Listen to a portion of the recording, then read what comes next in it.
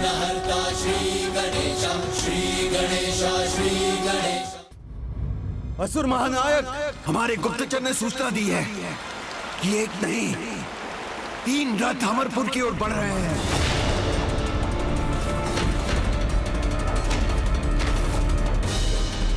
मात्र 3 रथ?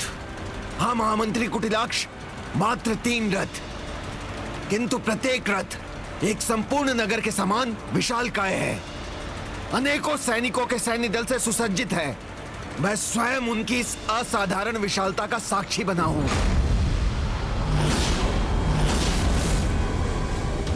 अनेकों सैनिक? अवश्य ही देवता उनके साथ सैनिक बनकर आ रहे होंगे।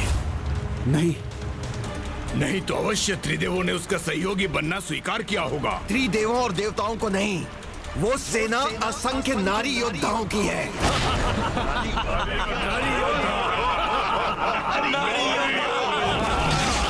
महानायक नारी!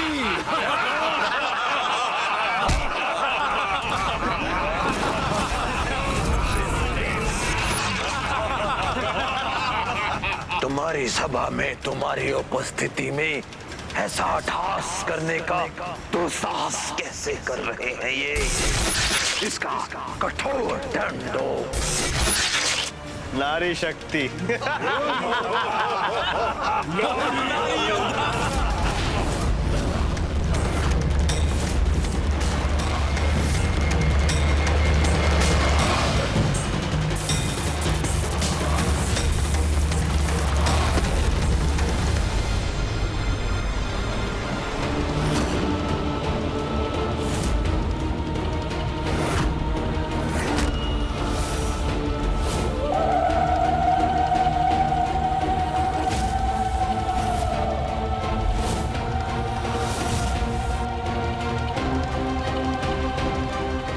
नारी के नेतृत्व में अनेकों नारी योद्धाओं की सेना आक्रमण कर रही है। इसमें परिहास और अट्टहास का क्या कारण है? कोई समझाएगा मुझे?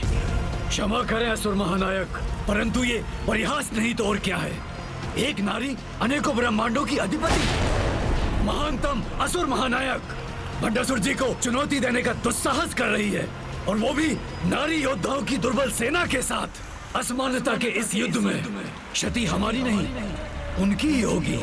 हाँ पिताश्री, हमें कोई क्षति नहीं पहुंचेगी। जैसे शुंभ निशुंभ को कोई क्षति नहीं पहुंची और जैसे महिषासुर भी आहत नहीं हुए।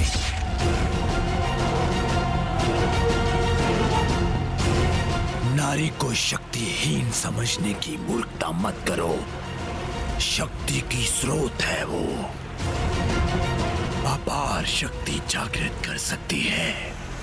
और यहाँ जिसका आगमन हो रहा है वो कोई साधारण नहीं, अपितु असुर गुरु शुक्राचार्य के अनुसार स्वयं देवी पराशक्ति की रूप माता ललिता है।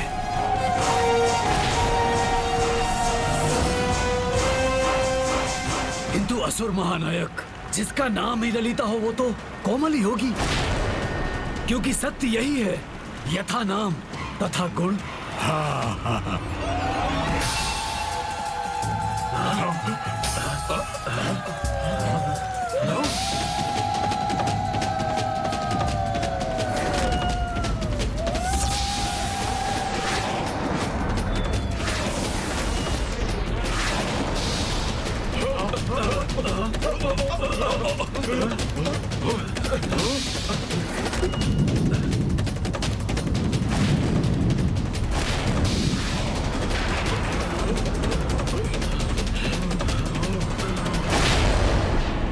भयानक संकेतों को उत्पन्न करने वाली, अपने नाम के अनुरूप कोमल तो कदापि नहीं है।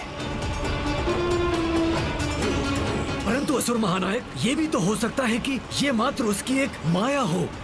मुझे कदापि ये विश्वास नहीं है कि एक नारी प्रकट होते ही इतनी विशाल काय सेना उत्पन्न कर दे। समस्त ब्रह्मांडों में आप सर्वाधिक शक्ति संपन्न हैं, महानतम है आप। जिसने आपको चुनौती देने का दुस्साहस किया है, उसके लिए यही उचित दंड होगा कि आप अपने सबसे दुर्बल असुर से उसे पराजित करवाएं। ये उचित सुझाव लग रहा है। मैं अपने सबसे दुर्बल असुरों को ही उस नारी का सामना करने के लिए भेजता हूँ। इससे मुझे उसकी शक्ति और युक्ति दोनों का भान हो जाएगा।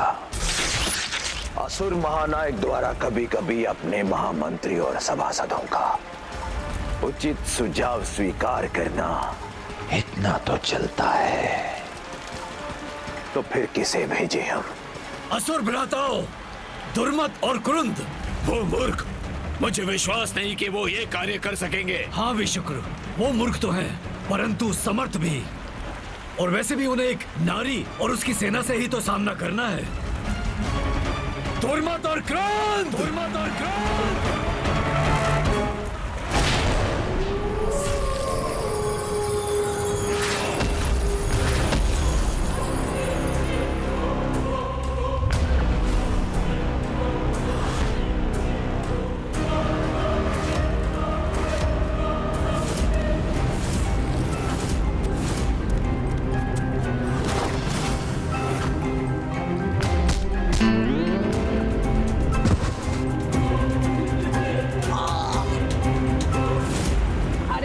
हटो यहाँ से, तुमसे पूर्व यहाँ मैं आया था, इसलिए भीतर भी मैं जाऊंगा।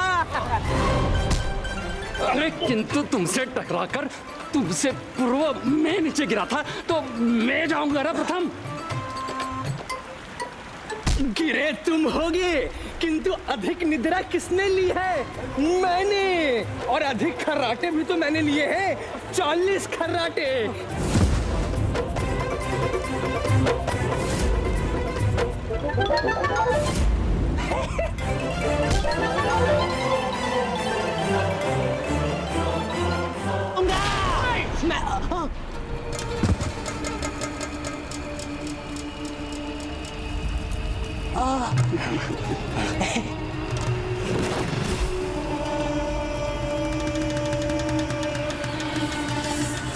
प्रणाम असुर महानायक।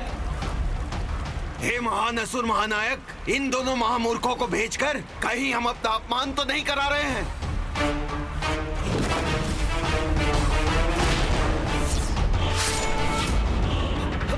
मेरा हाथ, मेरा हाथ कहाँ गया? कहा था ना मैंने, मूर्ख हैं परंतु समर्थ भी। कितनी तीव्र गति और शक्ति से अपने शत्रु का आखेट करते हैं ये। देखिए महानायक। जाओ तुम दोनों और अमरपुर की ओर बढ़ते हुए रथों को रोको। ये कार्य तो मैं ही करूंगा। असुर महानायक का प्रमुख सेवक जो बनना है मुझे। नहीं, ये कार्य मैं करूंगा। मैं क्यों न बनूं उनकी दृष्टि में वाहन? नहीं, मैं करूंगा। ये तो यहाँ से जा ही नहीं रहे। कदाचित हमें दूसरे योद्धा को भेजना पड़ेगा असुर महानायक, जो आपके आदेश का पालन करने में समर्थ हो। नहीं नहीं नहीं नहीं, हम ही जाएंगे। ये महान कार्य हम ही करेंगे। मैं जाऊंगा। मेरे रास्ते में तुम बता, मैं जाऊंगा। चुप रहो, तुम्हें नहीं आता, तुम बताओ। मैं जाऊंगा। मंत्री कुटिलाक्ष, आपस में उलझ कर ये अपना कार्य न भूल जाए, इसे सुनिश्चित करने आप भी जाइए इनके साथ। जैसी आपकी आज्ञा महानायक।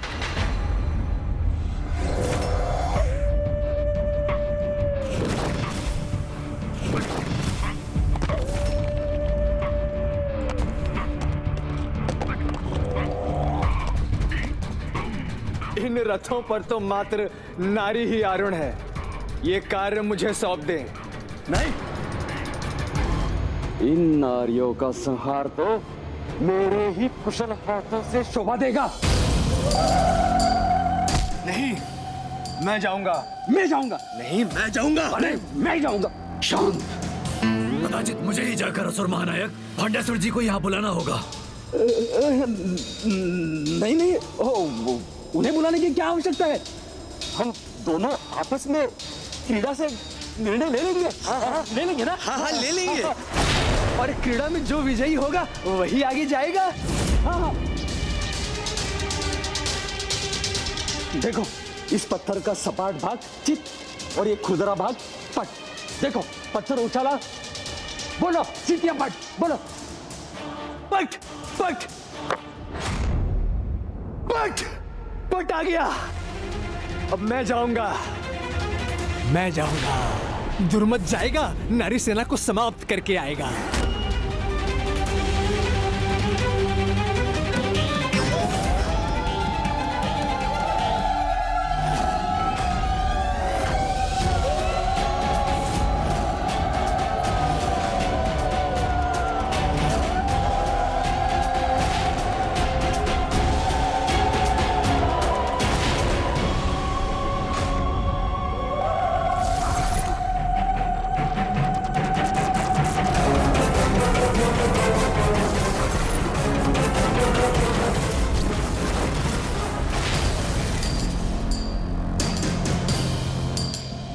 क्या भंडासुर को माता की शक्ति का तनिक भी आभास नहीं, जो उसने अपने सबसे दुर्बल योद्धा को उनसे युद्ध के लिए भेज दिया?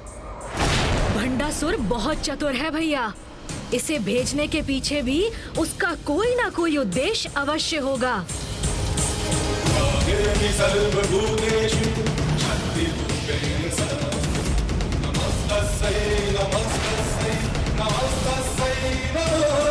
आज मैं और मेरे अस्त्र इनके रक्त से तृप्त हो जाएंगे। तुम जो भी हो मूर्खता मत करो, हट जाओ मेरे मार्ग से, अन्यथा मेरे रथ के तले कुचल जाओगे।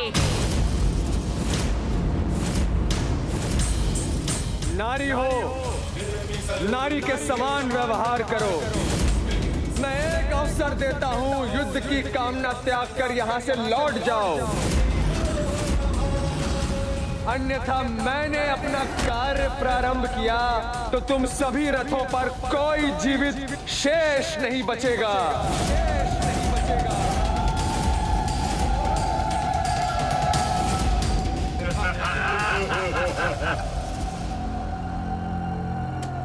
रुकिए देवी दंडीनाथा। आप सेनापति, अभी आपको वार करने की कोई आवश्यकता नहीं। सर्वप्रथम आप अन्य देवियों को उनके शौर्य का परिचय देने दीजिए।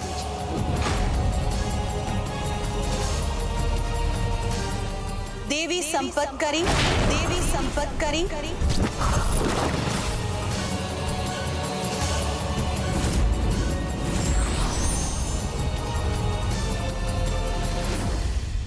प्रणाम माता। विजयी भव।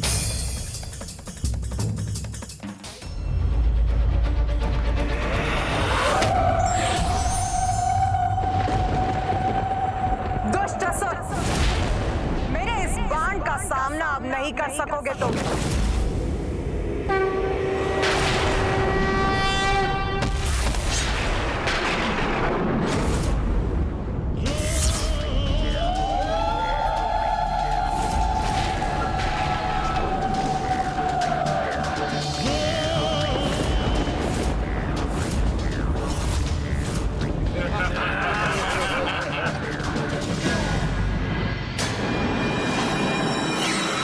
मेरी गति का परिचय तो तुम्हें हो ही गया होगा देवी। इसके पहले कि तुम कुछ भी करो, मेरा ये खड़ग अपना कार्य कर चुका होगा। इसलिए अपने बचाव में कुछ भी करने का प्रयत्न न करना। असंभव!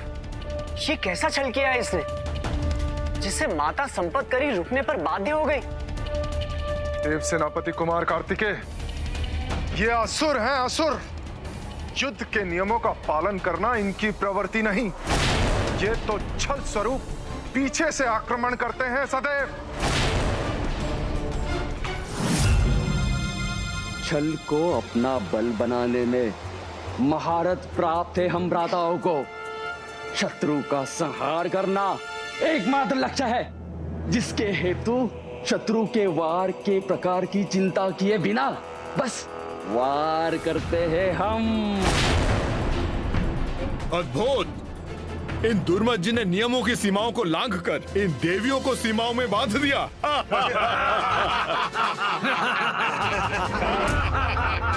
सावधान देवी, मैंने कहा था ना, मेरी गति ही मेरा परिचय है, उसे चुनौती ना दीजिए।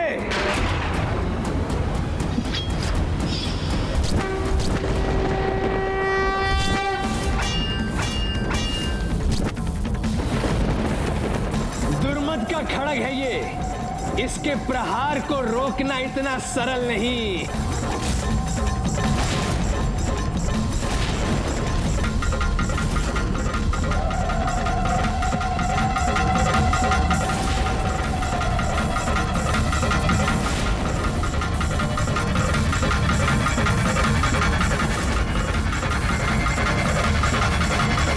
अब गति नहीं, दुर्गति बनेगी तुम्हारा परिचय।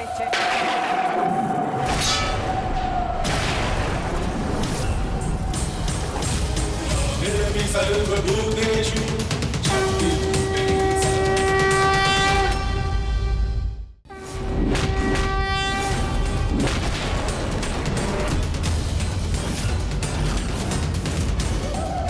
असंभव। भ्राता दुर्मत का प्रहार व्यर्थ कर उन्हें ही आहत कर रही है देवी। जब अधर्म का सामना धर्म से होता है तो उसका अंत आरंभ हो जाता है, और अब दुर्मत के साथ भी वही हो रहा है। जिस गति को तुम अपना परिचय, अपनी विशेषता कहते हो, वो हम नारियों की शक्ति का एक साधारण गुण है। तुच्छ नारी, ये तुम नहीं, तुम्हारा अहंकार बोल रहा है, जिसे मैं अभी अपने प्रहार से नष्ट कर दूंगा।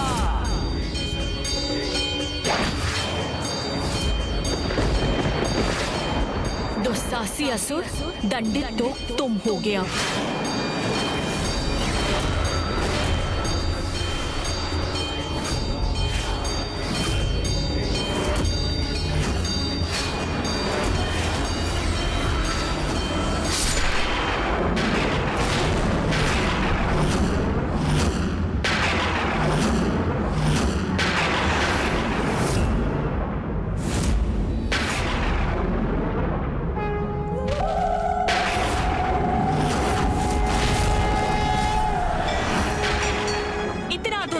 तुम्हारा, मेरे मुकुट को क्षति पहुंचाई तुमने।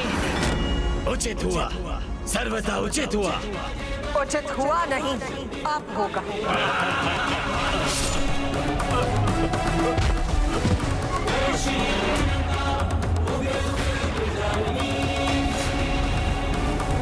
संपतकरी एक साधारण असुर सैनिक का वध किया तो क्या हुआ?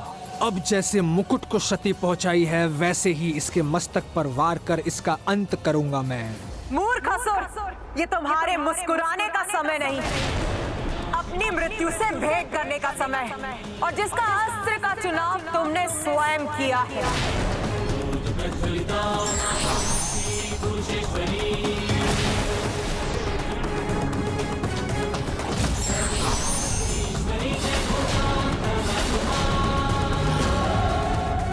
अब मुझ पर वार करने का अवसर नहीं दूंगा मैं तुम्हें।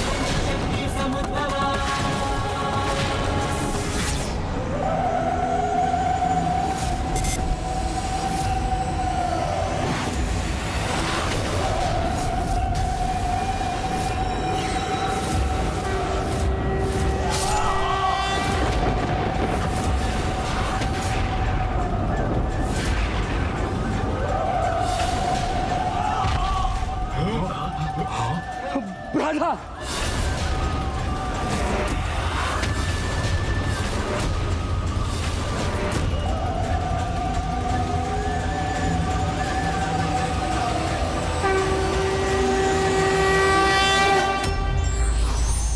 छल और कपट से अर्जित सामर्थ्य एक ऐसा छलावा है जिसका अंत धर्म रूपी स्तंभ से टकराते ही हो जाता है।